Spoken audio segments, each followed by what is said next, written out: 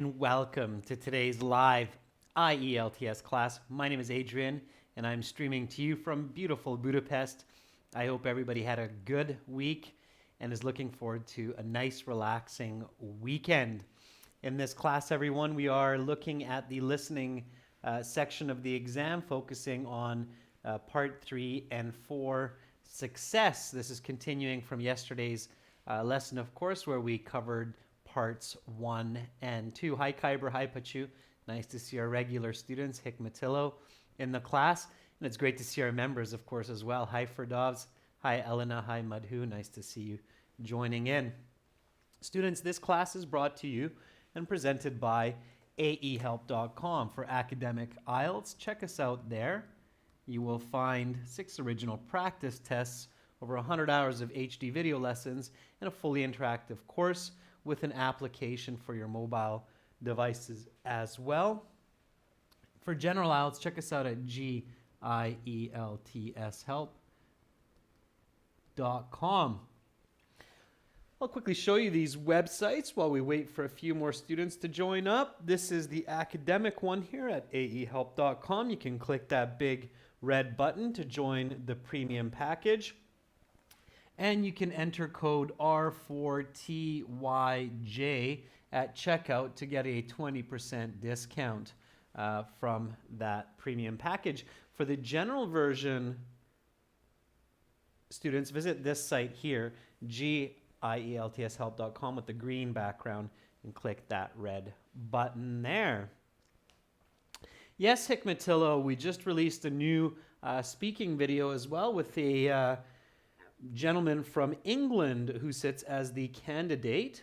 Believe it or not, students, even native speakers will take the IELTS exam for various reasons. Sometimes they're required to have it for immigration purposes if they don't have grade 12 English or equivalent, and they're above the age of 16.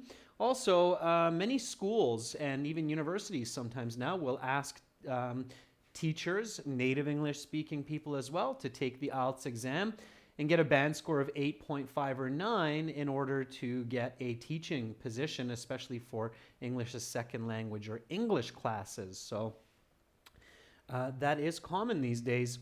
All right, because again, remember students that the IELTS isn't just testing English, it's also testing communication skills, right? So keep that in mind. Okay, students, if you have questions, you can send me an email, adrian@aehelp.com. You can also get our exams in paperback or digital version from Amazon. Search for AE Helps Academic IELTS, GE Helps General IELTS.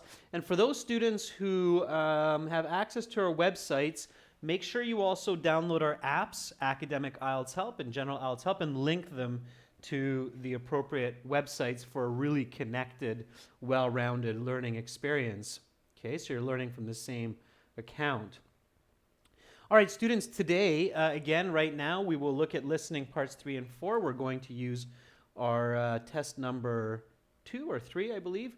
I'll see that in a minute. And then tomorrow, members, we will have a question and answer session for you. Harpreet, thanks for your super chat donation. That is super cool. Thanks, Harpreet. I appreciate that. I haven't seen a super chat donation in a long, long time. I don't do shout outs for it, but I definitely appreciate it. And then tomorrow, after the question and answer session with members, we'll do a speaking part 3 where everybody can join. Okay. Madhu, for the Amazon books that we have, there are 3 exams in each book. So there's 3 exams in book 1 and another 3 exams in book 2. Okay. And it's different for the academic and the general, Madhu. So there are 2 for academic, 2 for general. All right, students, let's get going with the listening. So this is a listening class, and we're going to warm up our brain to listen to English. So we'll get right into it. Get your paper and your pencil ready. Students, please put your answers into a separate document or on a separate piece of paper, not in the chat, because you will confuse your fellow students. So don't write the answers in the chat, especially if you're giving a wrong answer. It can be very confusing. At the end, we'll go through it together, okay? So here is our listening section 3. Now, of course, section 3 is more challenging than section 1 and 2. And yesterday when we had the instruction time, we realized that section 3 here is something to do with money. There's income, there's taxes again. So something about taxes and money. So we're going to jump over to our website here. I'm just going to log in at the top into my student account. And once I'm in my student account, I want to go to my audio CDs. Of course, it's all digital. And then in the book, it tells you where to find the track. So CD3, track 3, because it's the third test. And so I'm going to go there to CD3, track 3, and start this listening. I'm using my microphone and a Bose speaker. You know, they're both good quality, but if it's quiet for you, make sure to use a headset or turn up the volume on your end. The screen will be darker a little bit here as we get to the questions. So here we go. Students, ready, set, and listen and answer. Now turn to section 3. Take some time to look at questions 21 to 26.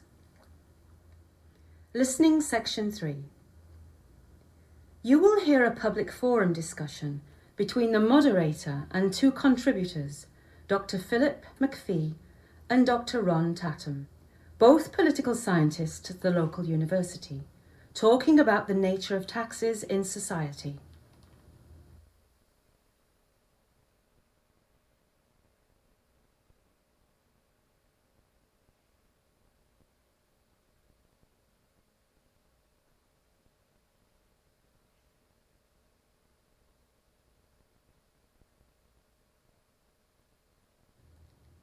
Now listen carefully and answer questions 21 to 26.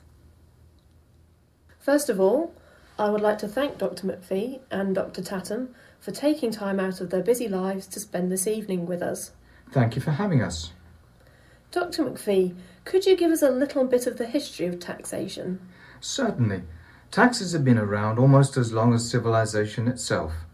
There are records of taxes being collected by Egyptian pharaohs approximately 5,000 years ago. It was customary to give 20% of your production to the pharaoh, and those who evaded taxes were severely punished. Dr. Tatum, what are the reasons for taxes? Well, there are essentially 3 major reasons for taxes. The first and most obvious reason is revenue. Governments need money, and taxes fulfill this need. The government then spends this tax revenue on investments that are good for society, such as healthcare, schools and roads. Funding the army would fall under this category as well. The second reason for taxation is for the redistribution of wealth. In simpler terms, this means taking money from the rich and giving it to the poor. Many societies do this out of a belief that it is the responsibility of the government to look after the poor people in society. I'll let Dr. McPhee talk about the final reason for taxation, called repricing. Thank you, Dr. Tatum. Yes, the third main reason for taxation is called repricing, and by this we mean changing the price of a product to a different, generally higher price. This may sound quite strange, but if you bear with me, you'll see that it makes perfect sense. In general, products are allowed to be priced in a free market. That is to say, whoever can provide goods for the lowest price is the most successful. However, there are certain types of goods that we don't allow to go to the free market. In many countries, these are goods like tobacco and alcohol. These goods are subject to a repricing tax, which is used to discourage people from using the product. Also, these repricing taxes help offset the future medical costs associated with the people who use tobacco and alcohol excessively. You now have some time to look at questions 27 to 30.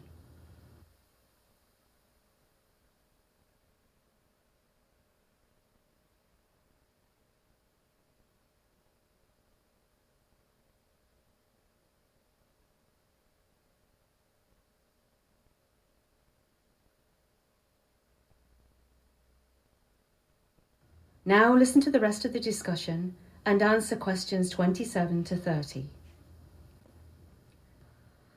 Very well. Do you favour higher or lower taxes? I am a strong proponent of higher taxes. The reason for this is simply that it is easier to make money when you already have money. This gives a massive advantage to those people who may have inherited money or come from rich families, because money is so much easier to gain for these people if used wisely. Taxing them seems only fair and for the greater good. This compensates the poorer sections of society who really have little or no hope to gain financial success. I understand Dr. Tatham's position, but one has to be wary of the fact that if taxes are too high for businesses, then those businesses will leave the country in favour of countries with lower taxes. Of course, it would be nice if we could legislate a worldwide tax structure, but this is simply not attainable. And I'm sure by the time it becomes attainable, companies will likely have opportunities to leave for another planet with more favourable tax structure. Yes, you're right, Dr. McPhee. We must always be mindful of staying competitive. It is like a tightrope we must walk between compensating those less fortunate and being able to stay competitive in the market. Because if we fail to be competitive, then tax revenue will dry up, resulting in no money at all for the lower economic classes. So this is an extremely difficult balancing act. Which leads to my next question. What is the future of taxation? I believe you will see higher taxes in 50 years than there are today, just as we have higher taxes today than 50 years ago. We will need even more money for projects like high-speed transit, new roads, new technologies. Also, with an ageing population, medical costs could soar in the near future, resulting in higher taxes to support this healthcare system. I think the future will be a lot like the present, walking the tightrope as Dr. Tatham mentioned.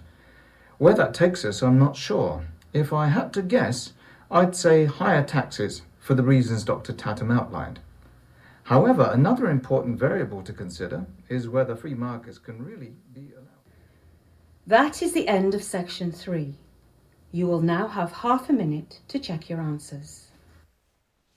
Okay, students, and always use that half minute to check your answers. We'll answer these questions together and we'll talk about them a little bit so that you can learn the right strategies and how to improve your listening and your band score. So let's go back to the beginning here and answer this question 21. If an Egyptian's income was 10,000, how much would be given to the pharaoh? Okay. So how much of this money would be given to the pharaoh if it was 10,000? Now here it's no more than 2 words and or a number, so it can be just one. How much is given? So Ildar and Hikmatillo, Charlie, all agree that it's 2,000. Madhu and Anshal say it's 20%. But the correct answer here is 2,000. Okay. You have this number here, and it's how much, not what percent. Okay. So how much? 2,000 is the correct answer. Using the number is the best. This type of question is called an inferred question. And the way that you can see that this is an inferred question is the if statement. Okay. So whenever you see a conditional like this, if, okay, or provided that or given that, there's a good chance that you're going to be looking at what's called an inferred question, where you have to listen to the information that's being given and then use that to figure out the correct answer. Okay, so be really careful with these what's called inferred question types in the listening. All right, so that's my first tip of the day, is recognize and pay careful attention. So tip 1,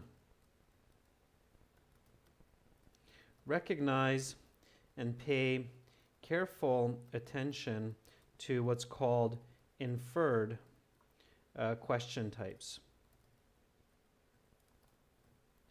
Okay, this is one of the question types in the listening. And you can recognize these often by noticing the conditional question, the if. So if something something, and then the question keeps going, that usually means that it's inferred. These questions, fix that. So these questions require you to listen to a bit of information,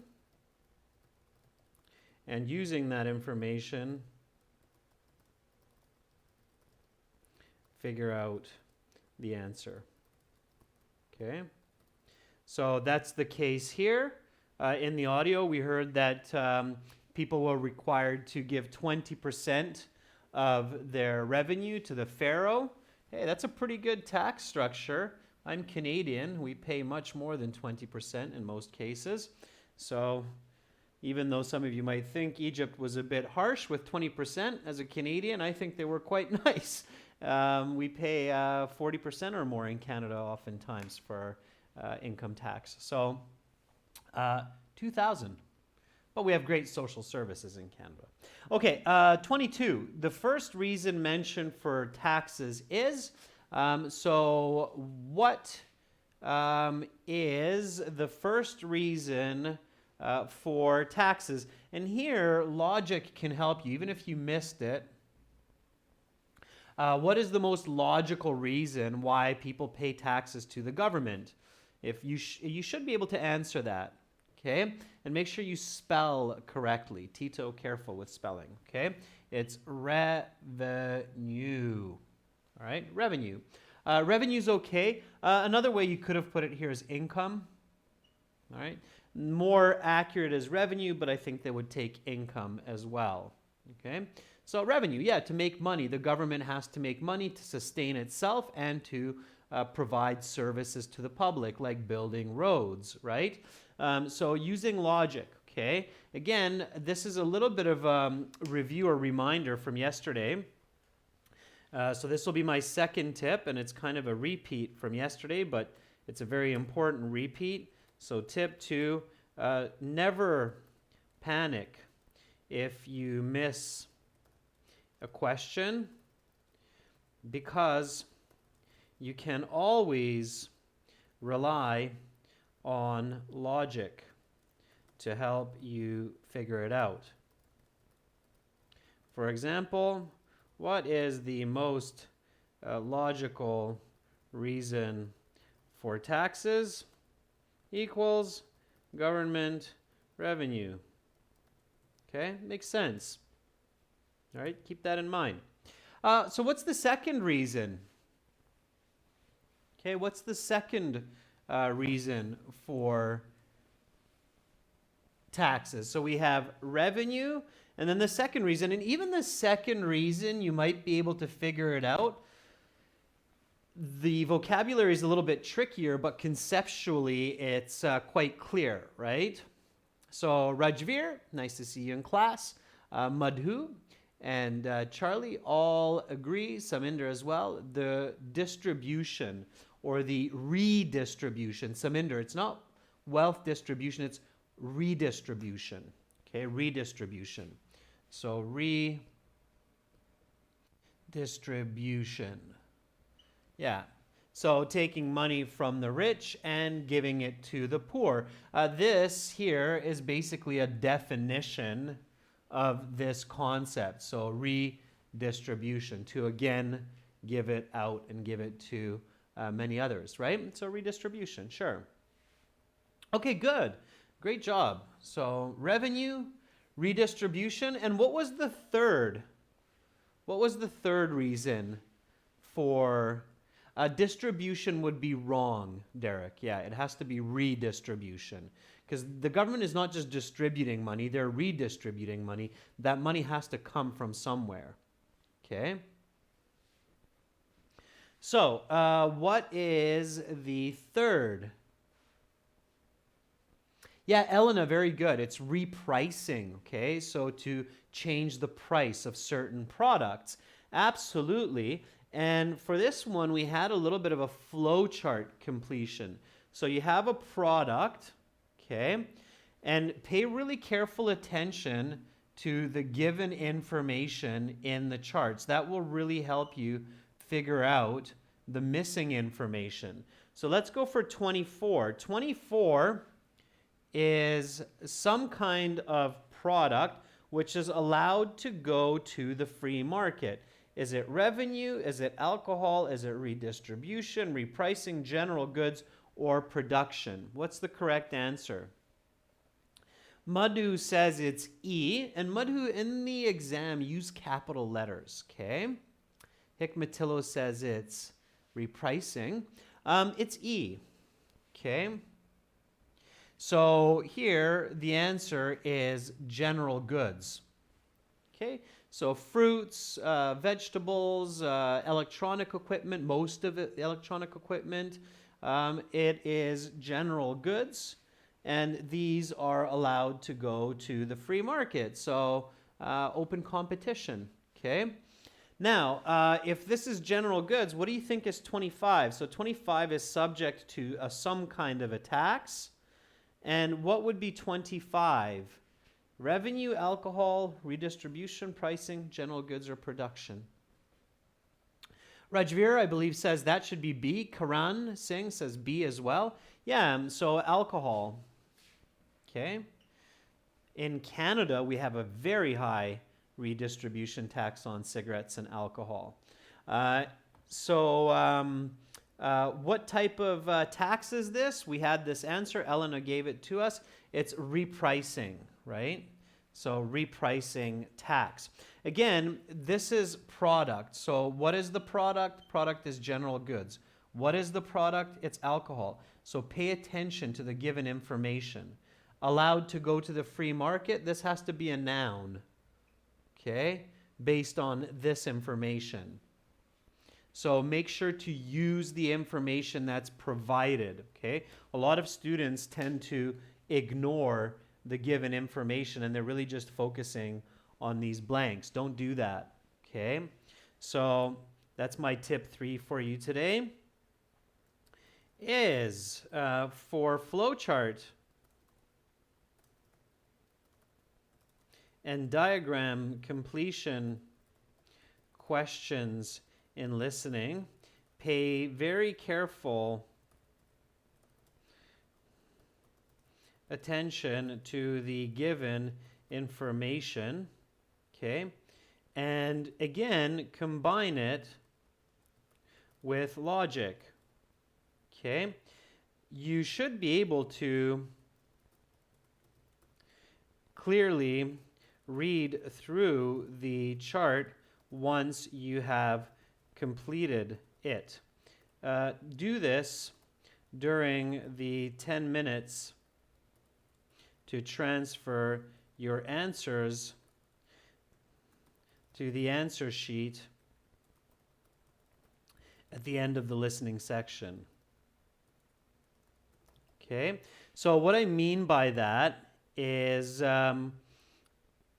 when all of the listening section is finished, then see if you can read through it, right? So the product is general goods, which are allowed to go to the free market. Or the product is alcohol, which is subject to a repricing tax. It should all make sense. Okay, did that make sense to you the way I read that? So one more time.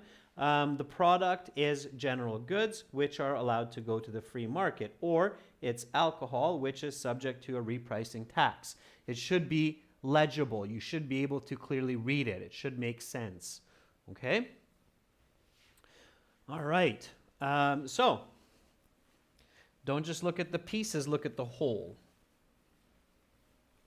All right? Okay. 27 to 29. So this was one of those multiple choice questions. Hopefully you remember the strategies that I taught you yesterday for these multiple choice questions. It's a good idea to write down some of the answers while you're listening, because it can be tricky to try to read and catch it in real time. So hopefully you wrote some of your answers down for 27, 28, and 29. Which three of the following are arguments given in favor of lower taxes? So less taxes, okay? And favor meaning the positives. So the advantages of low taxes, okay? A, it is easier to make money when you are already rich. That doesn't make sense for advantages of lower taxes, I don't think. So I don't think it's going to be that one. Okay. Is it B, businesses will leave the country if they're taxed too harshly? Some of you seem to agree. Hick Matillo agrees, right? We hear that. So businesses leave the country. Yeah, so B is good. You might have even wrote down for another planet in the future, a planet with lower taxes. Intergalactic tax structure. That's kind of a funny concept. Okay, and then inheriting money requires no hard work. We didn't hear anything about inheriting money, so that's a definite no. Okay, this is a definite no, logically. A country must be able to stay competitive in the global market. And again, using information from your own knowledge from the real world can help you. As many of you know, there are a lot of big companies like Google and Amazon that go to Ireland because Ireland has a low tax structure that's very favorable for companies. So D seems like the right answer as well. Okay, and I can see that many of you wrote that, which is great. Okay, and then E, a worldwide tax structure can be implemented. That would work. That would be really nice. Okay, a worldwide tax structure, but I don't think people are going to buy into that.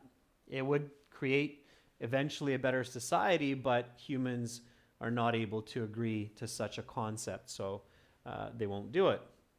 Lower taxes, in the end, benefit everyone, including the poor. Okay, that seems like it's dealing with the advantages of lower taxes. So the correct answers are B, D, and F. The order does not matter, okay? So as long as you have these three somewhere in spaces 27, 28, 29, you're going to pick up all three of those. Yeah, Violet, any order is okay for this one. So yes, Violet, it's okay. Prajakta, yes, a lot of students ask that. You can write capital letters in the listening and reading. Absolutely. Okay. All right. So again, if you missed yesterday's class, check it out on the YouTube channel. I discussed a couple of different strategies for these types of what I call multiple choice questions. Okay. All right. Let's go to number 30. Multiple choice. You really had to listen to this concept of future. Here you're listening, of course, for the participle will as well. So any word that refers to the future. What do the speakers believe about taxes in the future? Here's a good question. What do you believe about taxes in the future? What do you think will happen to taxes in the future? The IELTS is logical. So they're not going to give you false information unnecessarily. Absolutely not. Okay. What do you think? So what will happen to taxes in the future? What's happening with taxes today? Can anybody tell me rather than just giving me the letter C? Hey, thank you, Pachu. Pachu says, I think they'll be higher. Rugesh agrees. They'll be higher. Rejveer agrees. Yeah. Yeah, generally speaking, they seem to always go up and up. Hick Matillo, an optimist, says they will be lower. Hey, what goes up must eventually come down, right? But it seems like for now, they just keep going up and up. So C is the correct answer. Okay.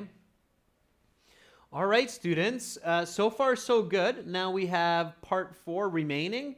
We're going to listen to part 4. Once more, I will ask that you not write your answers into the chat. So again, give everybody a fair chance. It's the final part of the listening, part 4. And we're going to do it together. And then we will discuss the answers. In part 4, you do not have time between the audio to look at the information. So it's all one seamless audio. That's the more challenging part of part 4. Students, again, don't write your answers into the chat. Wait till the end. And turn up the volume or use a headset if it's quiet for you. I'm max on my side, okay? So here we go with part 4. I'm just going to do a stop-start on our... yeah, there we go. Okay, so bear with me. Here we go. Part 4, again, coming out of our website at aehelp.com. Now turn to section 4. Take some time to look at questions 31 to 40. Listening section 4. You will hear a lecture about English scientist Isaac Newton.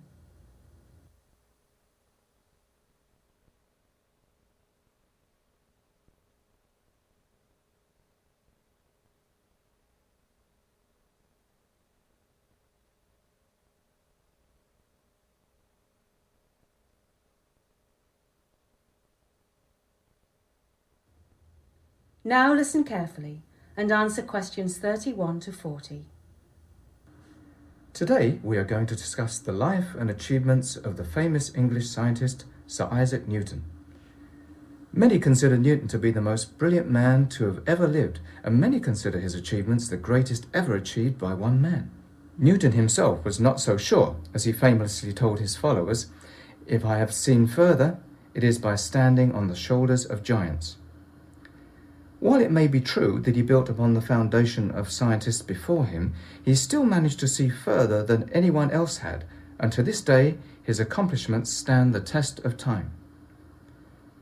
Isaac Newton was born in England in 1643. He studied at the King's School in Grantham from age 12 to 17. After leaving school, his mother tried to make him into a farmer, but that was not going to be sufficient for young Isaac. A year later, in 1661, on the recommendation of one of his teachers at the King's School in Grantham, Newton was admitted to Trinity College in Cambridge, where he eventually became a teacher 6 years later. Newton is perhaps most famous for his work on gravity. A well-known story says that Newton realized the nature of gravity while he was sitting under a tree and an apple fell on his head. This story may or may not be true, but the underlying principle is valuable. Newton made the astonishing discovery that the same force that makes an apple fall to the earth also makes the earth revolve around the sun and the moon revolve around the earth.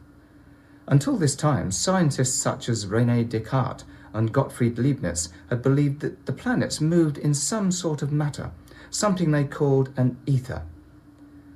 Newton demonstrated that no such ether was required. Descartes and Leibniz also had little explanation for why apples fall to the earth. Newton's theory accounted for this almost perfectly. During the 20th century, Newton's theory came under attack by the German physicist Albert Einstein, whose theory of relativity was said to replace Newton's theory of gravitation. This is simply not true. Einstein's theory is a landmark achievement in science, but it did not replace Newton's theory, it merely improved it. To picture this, think of a smooth ball, perhaps a billiard ball. In this experiment of the mind, Newton tells us that the ball is smooth. However, Einstein says that the ball has small imperfections, dents, cuts, and scrapes. Who is right? The answer is both of them. Newton is correct on a macroscopic scale. When we look at the ball from a distance, the ball is smooth. However, Einstein is correct as well. The ball does have imperfections. He is correct on a macroscopic and a microscopic scale. Another of Newton's important achievements is the reflecting telescope. Previously, Galileo had used lenses to construct his telescope, but Newton was the first to use mirrors in a telescope. Today's telescopes are almost all made of mirrors as opposed to lenses, which again speaks to Newton's brilliance. There are a number of reasons the mirror is an improvement over the lens in telescopes. First, mirrors do not warp as easily as lenses do, and by that I mean that lenses can lose their shape in hot or cold weather quite easily. Second, telescopes with mirrors take up less space because of their shorter focal distance. Third, telescopes with mirrors can be built far larger because the mirrors themselves can be built larger.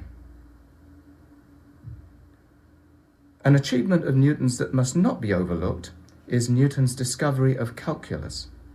Although the discovery was not without controversy, Gottfried Leibniz also claims to have invented calculus at approximately the same time. Nobody really knows the truth, but it is accepted that they discovered it separately. In any case, it was a brilliant achievement by both scientists. Newton died in March 1727, and his body was laid to rest at Westminster Abbey in London, in a famous above-ground tomb. He was 84. That is the end of section 4. You will now have half a minute to check your answers. Okay, students, and again, check your answers in that time. Now here, of course, you will have another 10 minutes if you're doing the paper-based exam to transfer your answers to the answer sheet. So here we have a flowchart type question.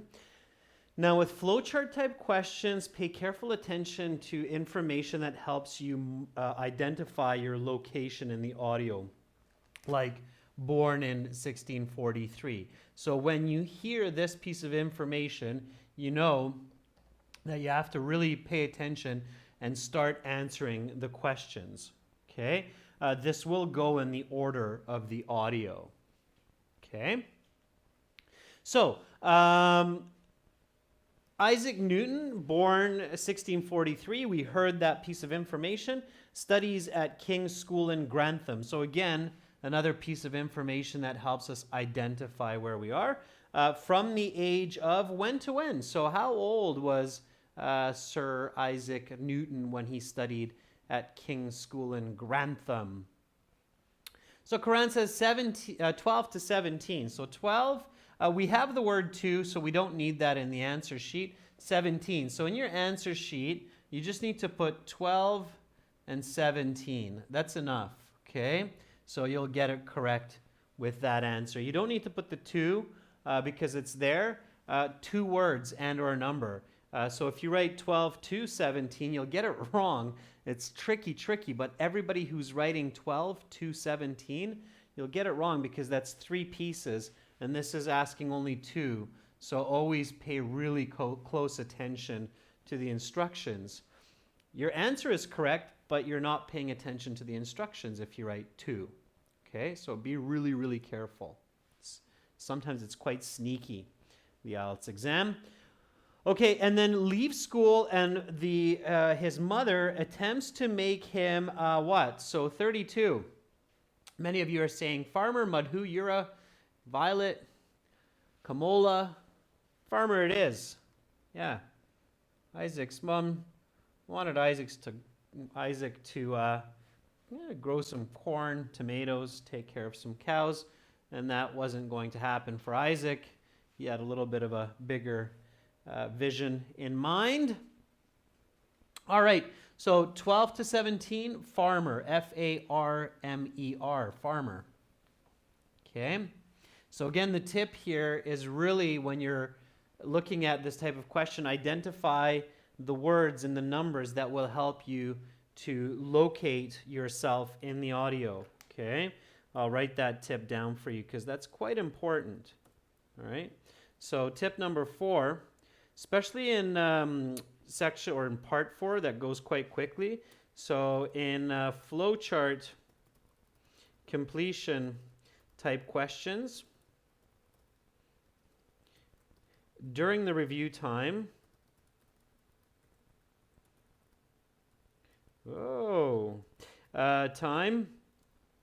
identify words and numbers that help you to position yourself in the audio. Okay, like born in 1648, if I remember correctly. Okay, all right, keep that in mind. That will help you a lot. Okay, and then in 1661, on the recommendation of his teachers, Isaac is admitted to Trinity College in Cambridge. Again, that will help you locate. 6 years after starting, Newton becomes something there. What did he become? A teacher. Yeah, that was not too bad, right? Becomes a teacher. Okay, good. So he becomes a teacher. And yes, you can write all capital letters. That's okay as well. All right. Okay. Let's keep going. Now, questions 34 to 37. So here, you had to match the information to the correct person. Okay. It's definitely a good idea to know some general history, especially about these famous figures. It will help, okay? Even if you don't know too much about Galileo, Newton, Descartes, Leibniz. Descartes' French, Leibniz is German. Of course, Newton is British, Galileo, Italian, Einstein, Austrian. So different people from different countries. One piece of information that's good to know about these people is roughly when they lived, okay? So which one of these people lived the longest ago? So who lived the furthest back in time? Galileo, Newton, Descartes, Leibniz, or Einstein? Which one of these characters lived in the past? Does anybody know the most? Was it Galileo? I'll try to narrow it down for you. It definitely wasn't Einstein. Okay. Anybody knows which one of these guys was the furthest back in time? Hikmatilla says, I think Galileo, yeah. So I believe you're right. Galileo lived a long time ago. Same with Descartes. Okay. So Descartes, probably second. Leibniz and Newton were actually very close. I believe Leibniz was a little bit older, but they lived during the same period. So the reason I say that is because if you know this much information, that can really, really help you to figure out the answers here, even without listening to the audio. So you'll see that logic is very, very useful in this situation. Okay? All right. So let's go to 34. Believed that planets move in an ether, some kind of a liquid substance. Who believed that the planets move in an ether? Definitely not Newton, right? Because Newton was the father of the theory of gravity, so definitely not Newton. Einstein, no way. He's born much later, so definitely not Einstein. So we only have either Galileo or Descartes and Leibniz. It was Leibniz and Descartes. Okay? Descartes was the first one to come up with that idea. So the correct answer for 34 is C.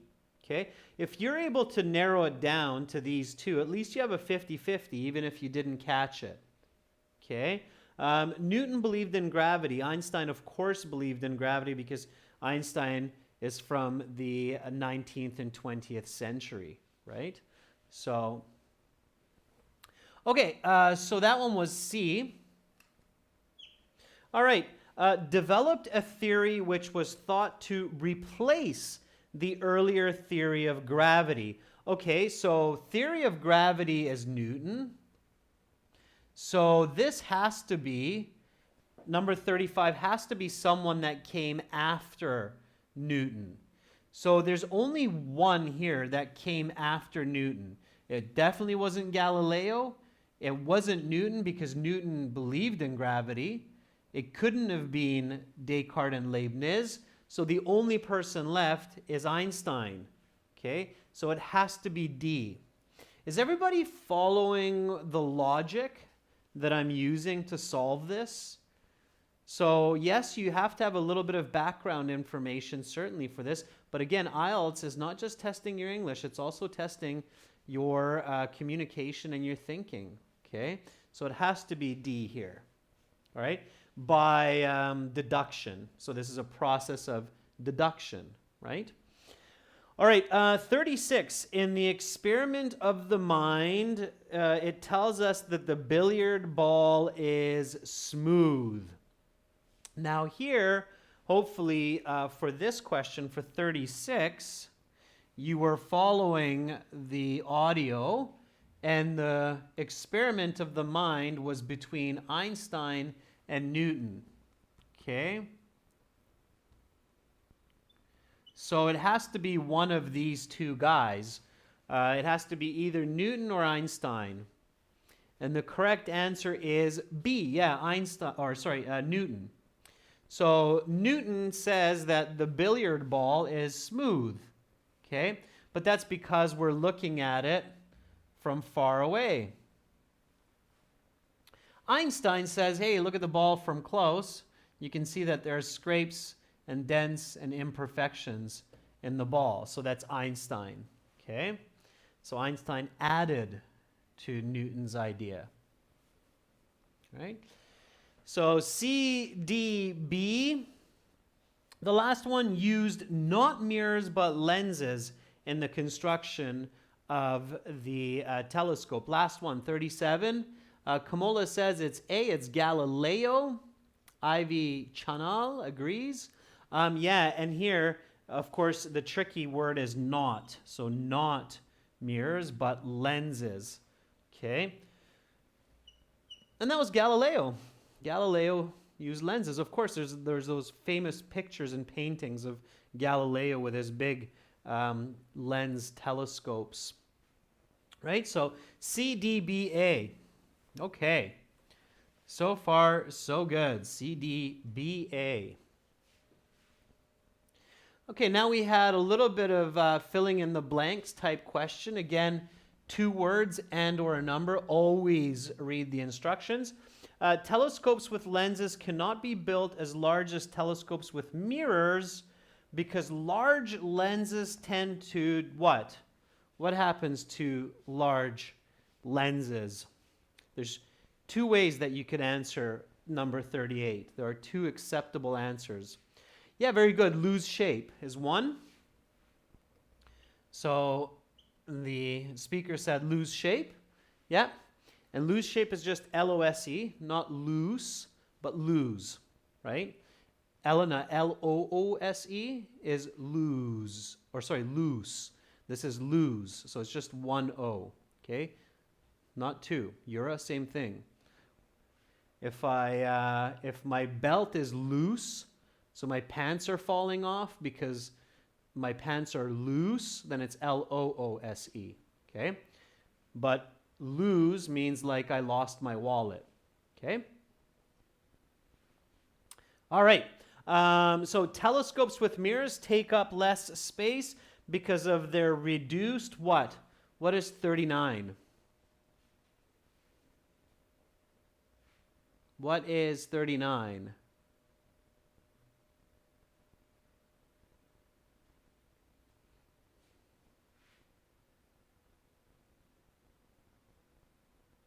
$39 is, Saminder Kaur says, focal distance. Very good. All right, good job.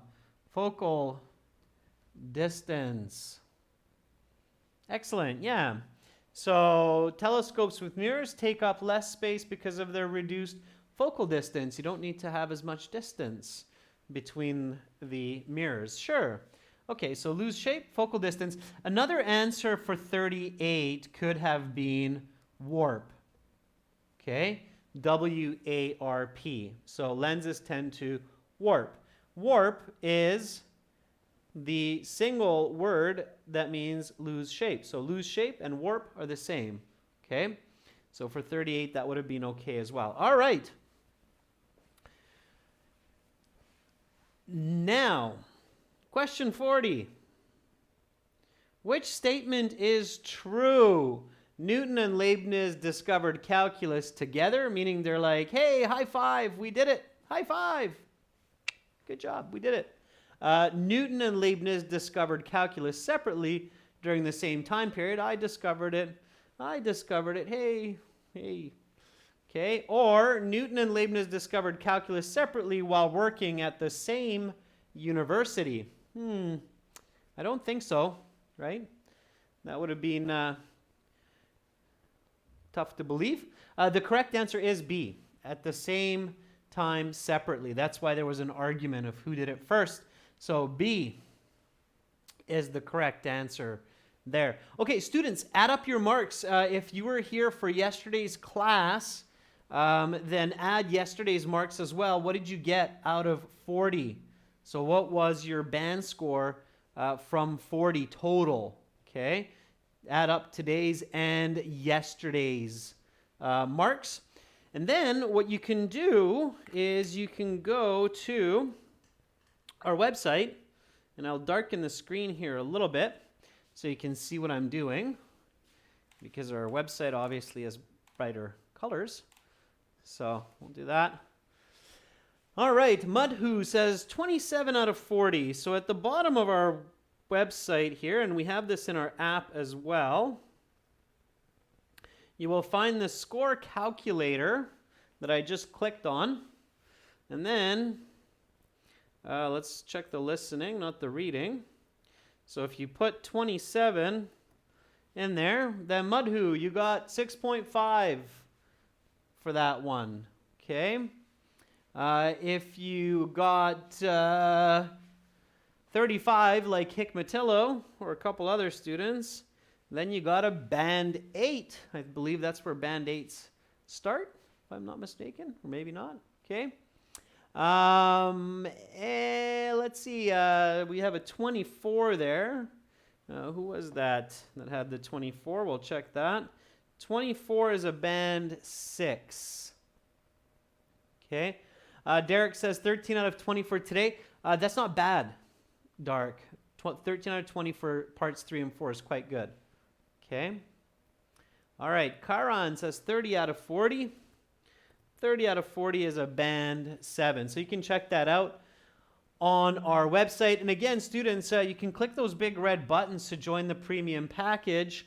And then if you're joining today, you can use the code R4TYJ to get a 20% discount.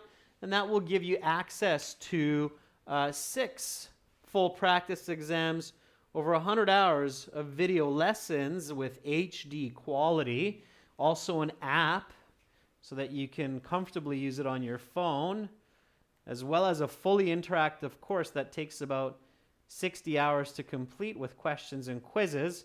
So quite worth spending a couple dollars and saving yourself lots of time and headache with the exam. We have hundreds, if not thousands, of students daily who are successful on IELTS after they go through our courses. So make sure to try them when you have the time. Tomorrow, students, I will host a question and answer session for YouTube channel members, and then that will be followed by speaking part 3, practice and strategy for everyone. Okay. Akib, you got 32. Go to the website, Akib, aehelp.com. Check it out. The score calculator link is at the bottom. Okay, Akib? Just go to either one, general, glshelp.com, or ahelp.com for academic. Students, that's it for today. Have an awesome rest of your day. If it's late in your country, then I hope you get some good rest, a good night's sleep. Much love to all of you from Budapest. Bye for now. Hopefully see you tomorrow.